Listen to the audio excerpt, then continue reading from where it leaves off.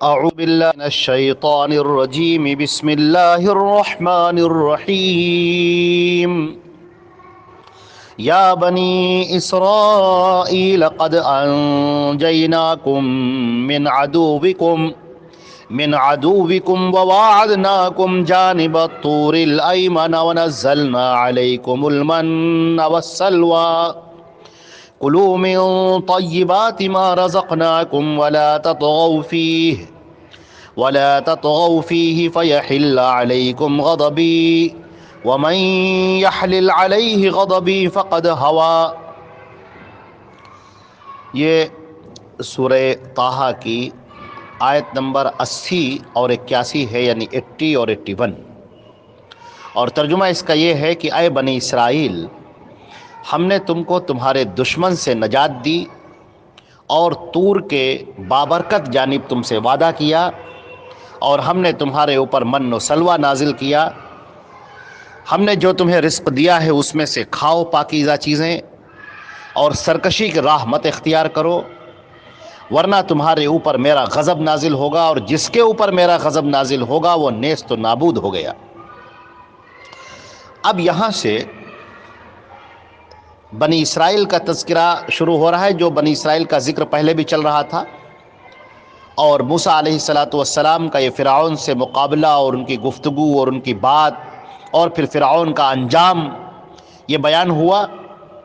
یہ واضح رہے کہ نبی کریم صلی اللہ علیہ وسلم کے اوپر یہ قرآن پاک نازل ہو رہا ہے، اور آپ کے زمانے میں جو عیسائی اور یہودی اور مشرکین موجود ہیں سب اس کے مخاطب ہیں، اور خاص طور سے بنی اسرائیل کو یہ بات بیان کی جا رہی ہے، یعنی یہود اور نصارہ کو، کہ تم جس نبی کا انتظار کر رہے تھے وہ نبی آ چکا ہے، اور اس نبی کی بات مانو اور ان کے احکامات کو تسلیم کرو، اسی میں تمہاری کامیابی ہے.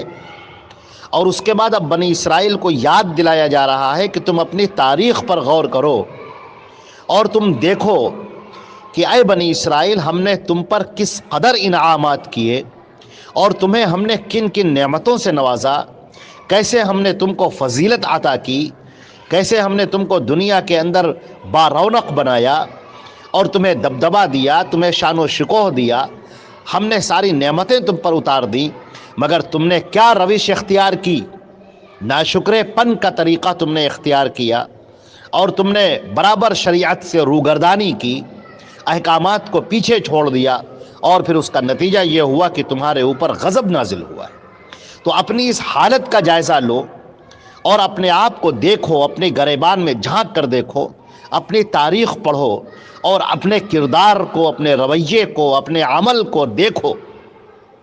اور یہ بات جب ان سے کہی جا رہی ہے تو یہی بات مسلمانوں سے بھی کہی جا رہی ہے کہ اے مسلمانوں، تم غور کرو کہ اللہ کے رسول حضرت محمد مصطفیٰ صلی اللہ علیہ وسلم کی آمد کے بعد ہم نے تم کو کس قدر بلند و بالا مرتبہ دیا، کس قدر ہم نے تم کو بلندیوں پر فائز کیا، کس قدر ہم نے تم پر اپنی نعمتیں نازل کیں، اور کیسے ہم نے تمہیں لوگوں کی آنکھوں کا تارا بنا دیا، اور کیسے ہم نے تمہیں حکومت بھی دی، سلطنت بھی دی، اقتدار بھی دیا، اور اسباب تعیش بھی ہم نے تم کو دیا. لیکن اس کے بعد تم نے کیا کیا؟ تم نے وہی طریقہ اختیار کیا جو بنی اسرائیل نے کیا تھا. شریعت کے احکام کو تم نے پس پشت ڈال دیا، شریعت کو احکامات کو تم نے چھوڑ دیا، اپنے نبی کے طریقوں کو، سنتوں کو اپنے پیروں تلے روننے لگے، اور اسلام سے تم نے منہ موڑ لیا، اور آزادانہ زندگی اور غیروں کی تہذیب، کافرانہ اور مشرکانہ تہذیب تم نے اوڑھ لی، اور اسی میں تم نے اپنی عزت تلاش کرنی شروع کر دی. تو اس کا نتیجہ یہ ہوا کہ پھر ہم نے بھی تم کو ذلیل کر دیا. جیسے کہ ہم نے بنی اسرائیل کے لیے ذلت مقدر کر دی تھی، اسی طرح پھر ہم نے بھی تمہارے ساتھ میں کیا. یہاں پر یہ یاد دلایا جا رہا ہے، یا بنی اسرائیل، اے بنی اسرائیل. یہ بنی اسرائیل کون ہے؟ یہ حضرت یعقوب علیہ السلام کا لقب تھا اسرائیل، اور ان کی یہ اولاد جو ہے وہ بنی اسرائیل کہلائی. یعنی جو یہودی ہیں اور جو عیسائی ہیں، ان دونوں کو بنی اسرائیل کہا جاتا ہے. اللہ رب العزت نے ان پر بہت انعام کیا، سورہ بقرہ کے اندر بنی اسرائیل کا جو تذکرہ کیا گیا ہے بڑی تفصیل کے ساتھ، آیت نمبر 49 سے جو شروع ہوا ہے اور 80 تک اور کھنچتا ہوا چلا گیا ہے، بڑی دور تک وہ تذکرہ چلا گیا ہے۔ تو اللہ تعالیٰ فرماتے ہیں کہ اے بنی اسرائیل، تم یاد کرو، اپنے ان نعمتوں کو یاد کرو۔ یا بنی اسرائیل قد انجیناکم، اے بنی اسرائیل تم دیکھو کہ ہم نے تمہیں نجات دی تمہارے دشمن سے۔ فرعون جو تمہارا دشمن تھا، جس نے تمہارے اوپر زندگی تنگ کر رکھی تھی، تمہارے بچوں کو قتل کر دیتا تھا، تمہاری بچیوں کو، لڑکیوں کو زندہ رکھتا تھا تاکہ ان سے خدمت گزاری کا کام لیا جا سکے، تمہاری طاقت کو اس نے توڑ کر رکھ دیا تھا، تمہیں بکھرا کر رکھ دیا تھا، تمہیں اپنا غلام بنائے ہوئے تھا، تم غلامی کی زندگی جی رہے تھے، تم سر نہیں اٹھا سکتے تھے، تمہارے اوپر ظلم و ستم کے پہاڑ توڑے جاتے تھے۔ پھر اللہ نے تم پر احسان کیا اور تم کو ایسے دشمن سے نجات دی، اور نہ صرف یہ کہ تمہیں نجات دی بلکہ تمہارے لیے اسباب ہدایت فراہم کیے۔ وَوَاعَدْنَاكُمْ جَانِبَ طُورِ الْأَيْمَنِ، اور مبارک طور کی جانب، جو پاکیزہ جانب ہے، مقدس جانب ہے، کوہ طور پر ہم نے تم سے وعدہ کیا، اور پھر ہم نے تمہیں شریعت عطا کی، تورات کے احکامات تم کو دیے ہم نے، اور تمہارے لیے ہدایت کے سامان فراہم کر دیے۔ اب تم اس ہدایت نامے پر عمل کرو اور اللہ کے محبوب بن جاؤ، اللہ کے قریب ہو جاؤ، اللہ رب العزت کی رحمتیں تم پر نازل ہونے لگیں۔ وہ ہدایت نامہ تم کو دے دیا گیا، تورات اتار دی گئی، اللہ نے اپنے احکامات اتار دیے، اور تم سے اس نے وعدہ کیا کہ تم اس پر عمل کرو اور ہم تمہیں دنیا میں فضیلت دیں گے، اور اللہ نے تمہیں بلند کیا، تمہیں بلند و بالا کیا۔ تم ذرا سوچو، ان انعامات کو یاد کرو۔ اللہ تبارک تعالیٰ نے تمہارے اوپر یہ کتنے انعامات کیے۔ وَنَزَّلْنَا عَلَيْكُمُ الْمَنَّ وَالسَّلْوَىٰ، اور ہم نے تمہارے اوپر من و سلوہ نازل کیا۔ جب فرعون بحر احمر میں ڈوب گیا، اس میں غرق ہو گیا فرعون اپنے لشکر کے ساتھ، اور اس کے بعد تم وہاں سے باہر نکلے اور صحرا کے دامن میں آ گئے، جہاں پر ریت تھی، پہاڑ تھے، جہاں پر تمہارے لیے کوئی سایہ نہیں تھا، ہم نے تمہارے لیے بادلوں کو حکم دیا کہ جو تپتی ہوئی زمین پر تمہارے لیے سایہ فراہم کریں۔ ہم نے تمہارے لیے سایہ فراہم کیا، اور تمہارے کھانے کا انتظام نہیں تھا، ہم نے تمہارے لیے من و سلوہ نازل کیا۔ من ایک قسم کا مکھن جیسے چیز ہوتی تھی، اور سلوہ بٹیر نام کا پرندہ جیسے ہوتا تھا۔ بنی اسرائیل بڑے آرام سے اس کو پکڑ لیتے تھے اور اسے بھونتے تھے اور کھاتے تھے، اور من بالکل بریڈ کی طریقے سے بہت عمدہ سا ہوتا تھا، جنت سے اترا ہوا یہ کھانا، انتہائی لذیذ، انتہائی عمدہ، شاندار۔ تمہیں کچھ نہیں کرنا تھا، صرف اللہ کے احکامات پر عمل کرنا تھا، اپنے رسول کی بات ماننی تھی، یہ تمہیں عمل کرنا تھا، مگر تم نے کیا کیا؟ ذرا اپنے کردار پر غور کرو۔ وَنَزَّلْنَا عَلَيْكُمُ الْمَنَّ وَالسَّلْوَىٰ، اور ہم نے تمہارے اوپر من و سلوہ نازل کیا۔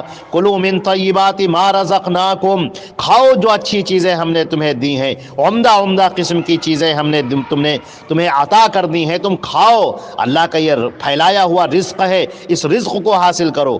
وَلَا تَطْغَوْا فِیہ، مگر سرکشی مت کرو، جرائم کی دنیا میں قدم مت رکھو، اللہ کے احکامات کو مت توڑو، رسول کے حکم سے بغاوت مت کرو، شریعت اسلامیہ پر عمل کرو، جو اللہ تمہارے لیے احکام اتار رہا ہے سیدنا موسیٰ پر، موسیٰ کے ان احکامات کی پیروی کرو، اپنے نبی کی بات مانو، اللہ اس کے رسول کی بات مانو۔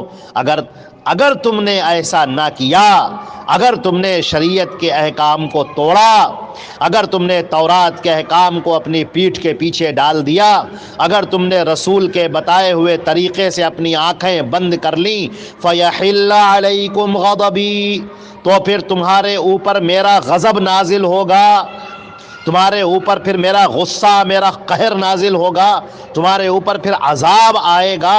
وَمَن يَحْلِلْ عَلَيْهِ غَضَبِي فَقَدْ هَوَىٰ، اور جس کے اوپر میرا غضب نازل ہو جائے، جس کے لیے میں غضب کا فیصلہ کر دوں، جس کے لیے میں عذاب کا فیصلہ کر دوں، فقد ہوا، تو پھر وہ نیست و نابود ہو جاتا ہے، وہ ٹوٹ جاتا ہے، بکھر جاتا ہے، اس کی کوئی طاقت باقی نہیں رہتی، اس کا کوئی وجود باقی نہیں رہتا۔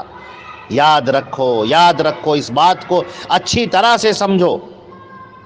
اور اللہ رب العزت نے اس کے آگے بھی فرمایا ہے وَإِنِّي لَغَفَّارٌ لِمَن تَابَ وَآمَنَ وَعَمِلَ صَالِحًا ثُمَّ اهْتَدَى، اور میں بہت معاف کرنے والا ہوں اس شخص کے لیے جو توبہ کر لے، ایمان لے آئے، نیک عمل کرنے لگے اور ہدایت کے راستے پر گامزن ہو جائے، پھر چل پڑے ہدایت کے راستے کے اوپر۔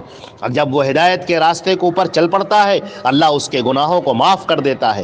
ابھی تک جو تمہاری غلط زندگانی ہے، اگر تم اس سے توبہ کر لو اور معافی مانگ لو تو ہم تمہیں معاف کر دیں گے۔ مسلمانوں کے لیے بھی یہی پیغام ہے۔ ہم مسلمانوں کو جھانک کر اپنے گریبان میں دیکھنا چاہیے کہ ہم نے کتنے احکامات الہیہ کو اپنے پشت پر سے پشت ڈال رکھا ہے، رسول کے احکام سے اپنی آنکھوں کو بند کر رکھا ہے، مغربی تہذیب کو اوڑھ رکھا ہے، جاہلیت کے رسم و رواج کو ہم نے اپنے اندر پنپنے دے رہے ہیں، اور ہم نے اس کو اپنے یہاں ہم نے اجازت دے رکھی ہے۔ آپ دیکھیں کہ ہم ظاہری رسم و رواج کو اپنائے ہوئے ہیں، رسول کے طریقے کو چھوڑے ہوئے ہیں، شریعت اسلامیہ کو چھوڑے ہوئے ہیں، تو پھر کیا اللہ کا غضب نازل نہیں ہوگا؟